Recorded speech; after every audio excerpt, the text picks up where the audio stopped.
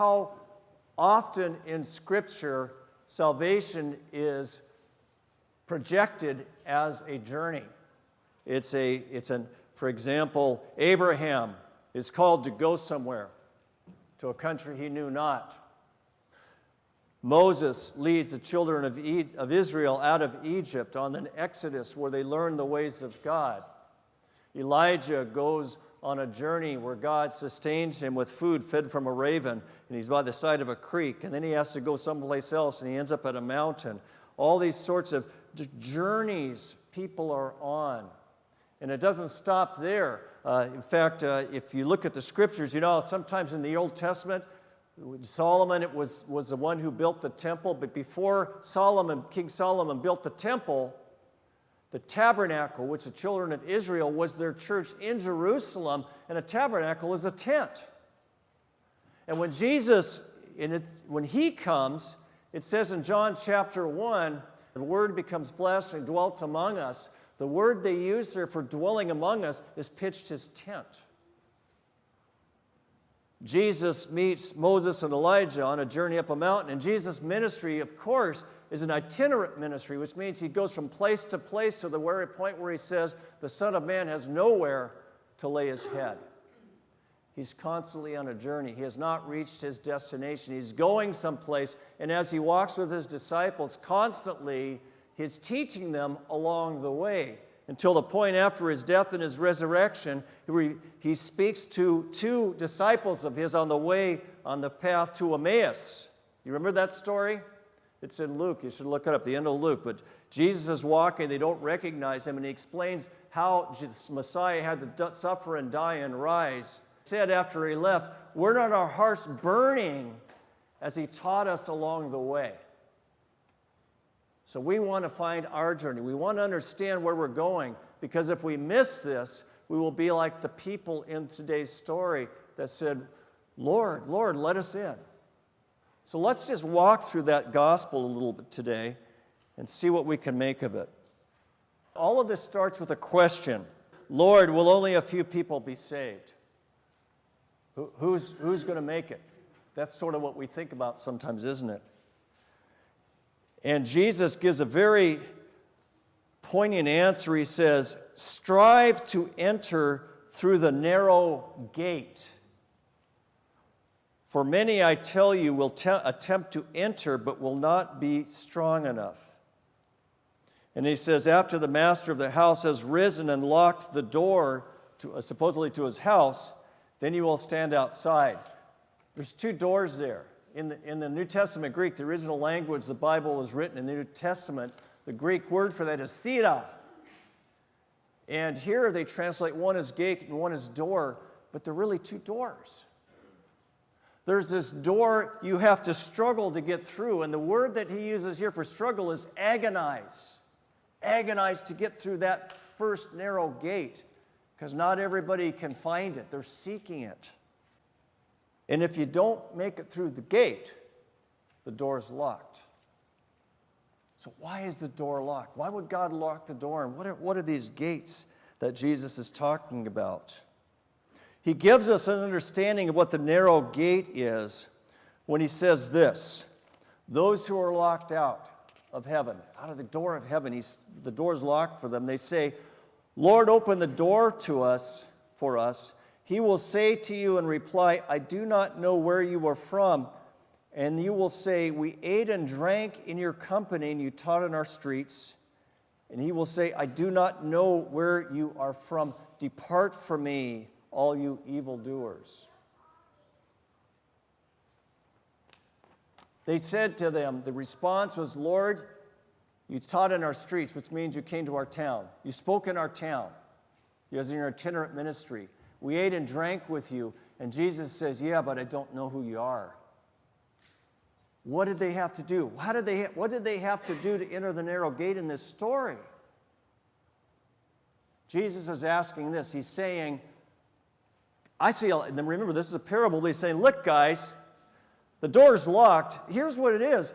I went through a lot of cities. I went through a lot of places. I spoke everywhere. I don't remember you. How could I remember you if I've never had any time with you, if I've never experienced you? In other words, this is what he's saying. You should have gone with me on the journey. You should have gone with me. Then I would have had the chance to say, oh yeah, you're the guy that's from Samaria. I remember you, yeah. Remember we did this and that? I have a relationship with you. I understand who you are because you went with me on the journey. Instead of just staying back on the street, say, well, that Jesus is a good preacher. He did pretty good. We had a good meal that day too. Remember when he broke that bread? Yeah, that was great. Multiplied the fishes. And Jesus is saying it's not enough. It's not enough if you don't walk with me. If you don't go on walkabout with me, you're never going to understand what it really means, and I'm not going to know you. Jesus is here today. He came to our city. He was in our streets. He's here right now. We're going to eat with him. And sometimes we have sacraments, don't we? We're going to have a confirmation in a while. And this is what Jesus is saying. It's not enough if you don't know me. It's not enough if you're not walking along with me on this journey. Because otherwise, all you are is a club. And we could say that about anything. And I'm not casting aspersion on anything that's going on here, but what I've seen over the past many, many years is that in a church, it's very easy just to turn it into a human institution. We have our groups, we have our this, we have our that, and it's kind of fun. We get together, do things, but are we really on the journey? Maybe this will help a little bit. Let me tell you my own parable. This is a parable about this story according to Father Jeff. And if you don't like it, I'm sorry. I'm doing my best, guys. I've shared with you probably too much, but you'll get over it by the 30th. On the 30th, I'm going to do that rucking thing, and some of the others are going to do it as well. And I don't know a lot about it. I've run for years, and the rucking thing is different. And so for one thing, you have to carry a huge pack. And I didn't know how to do it, and so what I realized is that I needed a teacher. I needed a sensei. I needed a sensei to tell me how to do it because it's entirely different. It's a different way of walking. I'm used to running and so forth, and so my sensei is where's Gilbert? There's my sensei right there. Sensei.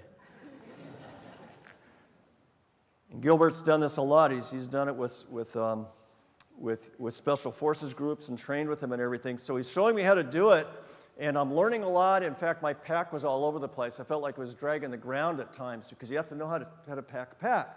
It's not as easy as I thought. I started out with 25 pounds of rice. So I thought, well, there's 25 pounds. Big mistake. And my sensei said, don't do that. And so what he did is he showed me how to do my pack so that actually I'm not scraping my back anymore.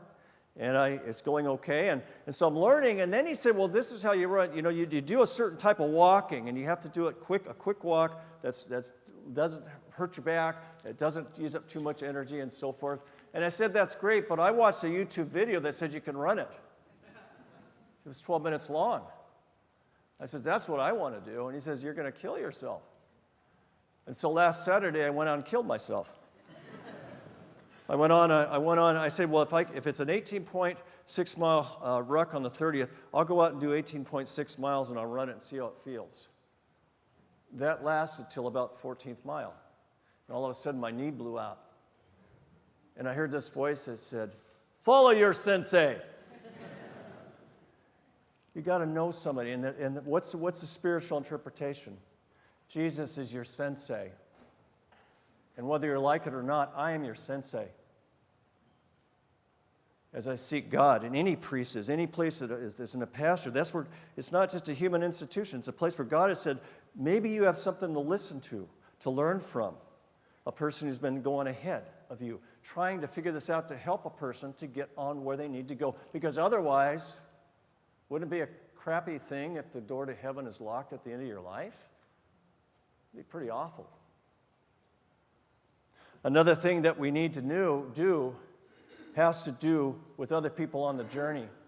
And yesterday, I started at 5:20 in the morning, and I said, okay, I'm going to go do this thing.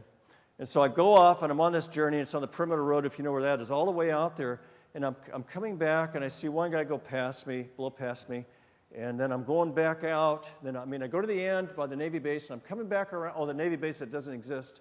I go to the Navy base, and I'm coming back around, and way down there, I see this black object, way down there.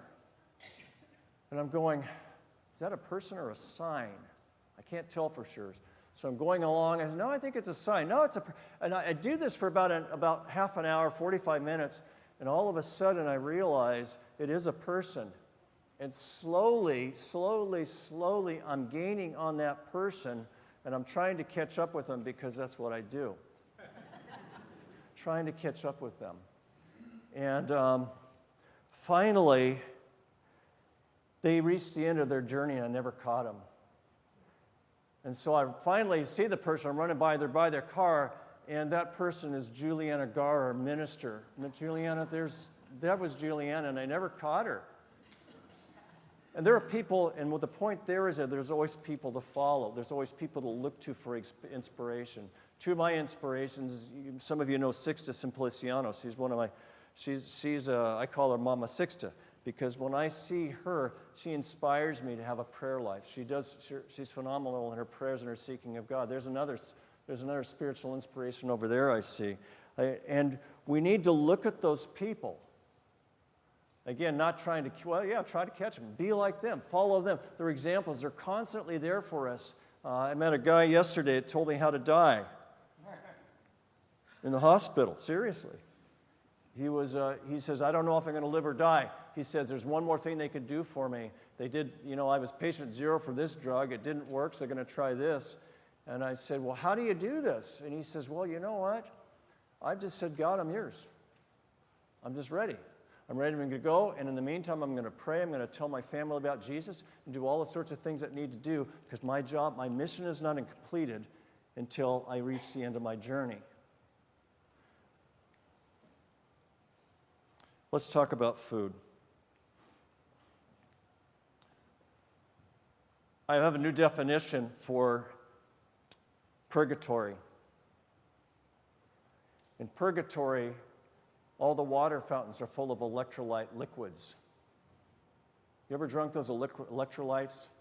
They're salty and all, and you have to do this when you're out on a ruck because you're going to, otherwise if you drink fresh water, you dilute all your electrolytes and you can actually have a serious complication. So you drink this horrid stuff, and it's got to be purgatorial fountain water because it's just awful. I don't know what the water in hell is like. Probably no water. But anyways, you drink that and you have to eat.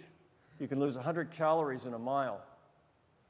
So that's 1,800 calories in a period of 18 miles. And so if you don't do that, you lose your energy. That's what the Eucharist is. It's food for the journey. It's a way to keep you going. Look with me to 1 Corinthians chapter 11. Look down to verse 27. This is what we have to be aware of. St. Paul writes to the Romans, "Whoever therefore eats the bread or drinks the cup of the Lord in an unworthy manner will be answerable for the body and blood of the Lord. Examine yourselves, and only then eat of the bread and drink of the cup. For all who eat and drink without discerning the body eat and drink judgment against themselves. For this reason, many of you are weak and ill." Well, I think we're talking physically or spiritually, and some have died. Here's the point. We eat it, we consume it with discernment. We are people that say we don't want to be left behind. We want to follow the Lord on this journey. And if we are not, we're saying, Jesus says, "Depart from me, you evildoers." In other words, what he's saying is that you're either going forward in your life, dealing with the things that are not of God and becoming more like God, or you're locked out because we don't understand our purpose. I'm not trying to scare you or anything like that. I'm just asking you and me this question: where are we in our journey?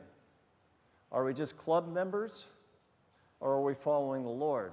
Are we listening to him, or are we just kind of wasting our time?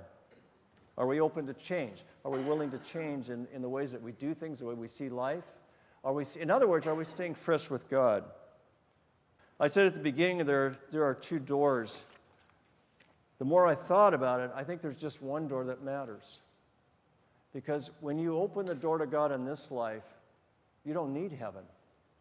Because Jesus is right there with you all the time anyways.